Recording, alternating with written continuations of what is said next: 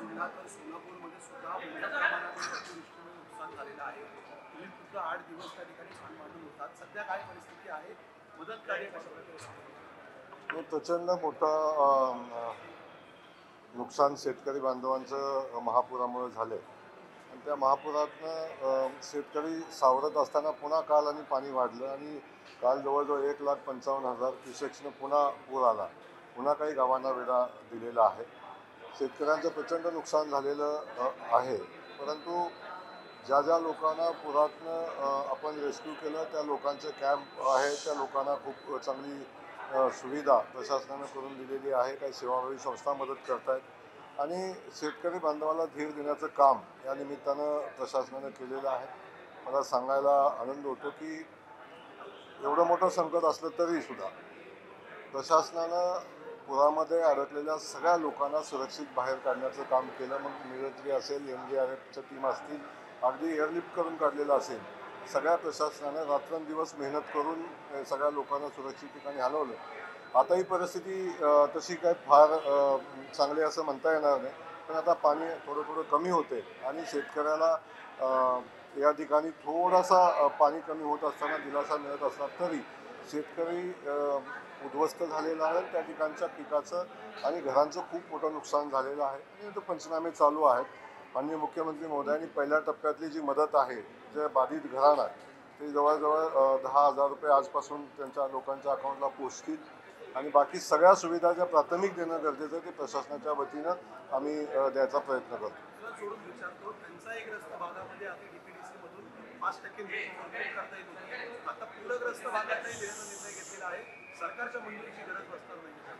नाही, आता आपण पाहतो की माननीय मुख्यमंत्री महोदयांनी तातडीचा GR काढण्याच्या सूचना दिल्या आणि आता DPDCतला जो पूरग्रस्त भागासाठी निधी खर्च करत असताना ज्या मर्यादा होत्या त्या आता 10% वाढवलेल्या आहेत. त्यामुळे DPDCच्या बजेटचा 10% खर्च आता शासनाला एकदा मान्यता घ्यावी लागणार नाही. स्थानिक पातळीवर जिल्हा प्रशासन आणि पालकमंत्री महोदयांच्या अधिकारात तो खर्च करता येईल अशा पद्धतीचा GR झाला आणि त्याची कारवाई मला वाटतं कालपासूनच चालू झालेली आहे.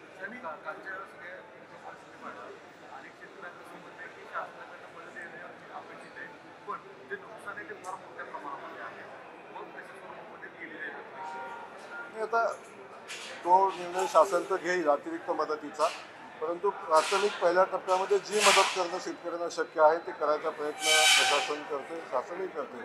पण नुकसान प्रचंड मोठं आहे.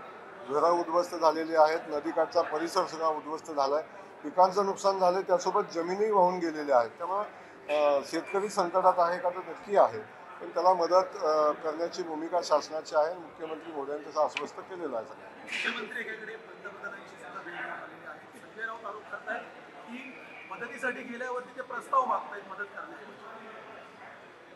आता संजय राऊतांनी काय बोलावं असं काही नाही आहे. आपण बघितलं असेल की उद्धव ठाकरेंनी 3 तासात 5 जिल्ह्याचा दौरा केलेला आहे. परंतु माननीय मुख्यमंत्री महोदयांनी सोलापूर जिल्ह्यात भेट दिली, मराठवाड्यात भेट दिली, 2 दिवस पूर पाहणी मुख्यमंत्री महोदयांनी केली आणि त्यानंतर या पूर परिस्थितीचा अंदाज आल्यानंतर माननीय मुख्यमंत्री महोदय दिल्लीला गेले आणि त्यांनी आदरणीय मोदीजींची भेट घेतली आणि या महाराष्ट्रातील सध्याची जी भयानक पूर परिस्थिती आहे याची माहिती मोदीजींना दिली आणि मला खात्री आहे की त्यातून केंद्राची खूप चांगली मदत महाराष्ट्राला मिळेल आणि शेतकऱ्यांना दिलासा देण्याचं जे मुख्यमंत्री महोदयांचं धोरण आहे त्याला बळ नक्की केंद्र शासन देईल.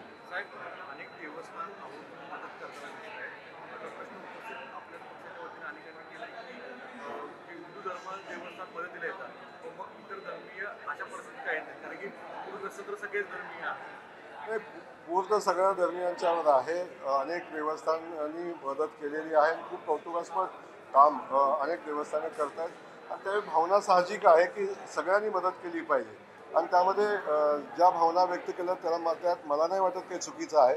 सगळ्यांनी पूरग्रस्तांच्या पाठीशी उभं राहिलं पाहिजे आणि खास करून मी सगळ्या राजकारण्यांना सांगेन, अनेक लोक त्या ठिकाणी येत आहेत आणि सहल करून येत आहेत आणि गेल्यानंतर लोकांच्या भावना भडकवण्याचं काम करत आहेत. आता ती परिस्थिती नाही. सगळ्यांनी मिळून राजकारणाच्या पलीकडे जाऊन आपण सगळ्या शेतकरी बांधवांना च्या पाठीशी उभं राहून त्यांना आश्वस्त करणं, त्यांना बळ देण्याचं काम आपण सगळ्यांनी मिळून केलं पाहिजे. सोलापूरची सध्या परिस्थितीबद्दल विचारायला गेलं तर किती लोकांना आतापर्यंत स्थलांतरित करण्यात आलेलं आहे आणि कितपत नुकसानीचा काही आकडेवारी समोर आलेली आहे का प्राथमिक किती मदत अपेक्षित आहे? नाही, अजून नुकसानीचा अंदाज येत नाही, कारण आजही पाणी शेतामध्ये आहे, आजही घराघरामध्ये पाणी आहे. थोडासा वेळ लागेल, परंतु लाखो हेक्टरचं नुकसान शेतकरी बांधवांचं झालेलं आहे. त्यामुळं आपण जे म्हणतो त्याला अंदाज इतक्यात बांधणं काही शक्य नाही. साहेब, ग्रामविकास मंत्री आपण आहात. जिल्हा परिषदेच्या अनेक शाळांचं मोठ्या प्रमाणामध्ये नुकसान आहे. आता सगळ्यात मोठं आव्हान असणार आहे की शाळा लवकर सुरू करणं, त्यांना प्राथमिक पुस्तकं आणि वह्या उपलब्ध करून देणं. तशा दृष्टिकोनातून ग्रामविकास खात्याचा काही अजेंडा दिसतोय?